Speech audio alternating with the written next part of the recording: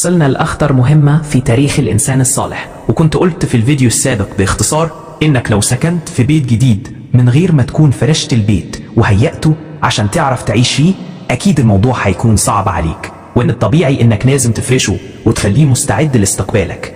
الكلام عن البيت اللي في الدنيا، لكن الأهم من كل ده المكان اللي هتنزل فيه لوحدك، القبر، المكان اللي هتقضي فيه رحلتك التانية، واللي ممكن تكون أضعاف وأضعاف السنين اللي عشتها على الأرض.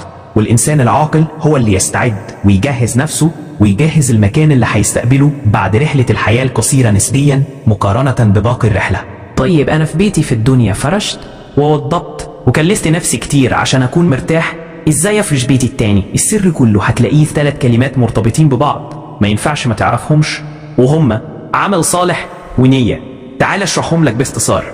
كلنا لينا أفعال وأعمال، منها الصح ومنها الغلط. انت لما بتعمل العمل الصالح اكيد بتاخد عليه ثواب، بس انت مش عارف الثواب ده هيترد لك ازاي. جايز انت بتعمل الخير بس بتطلب من ربنا يردهولك في الدنيا وبس، صحة، مال، جاه، على حسب انت عايز ايه. ممكن تكون بتعمل خير لكن مفيش النية السليمة، وبما ان ربنا مش بيظلم حد فيقوم موفقك في حياتك، عاطلك مال، عاطلك صحة. انت بتعمل خير تمام، خد خير، خلص نصيبك في الدنيا. لكن الإنسان المؤمن الصالح تلاقيه يجمع بين العمل الصالح مع النية.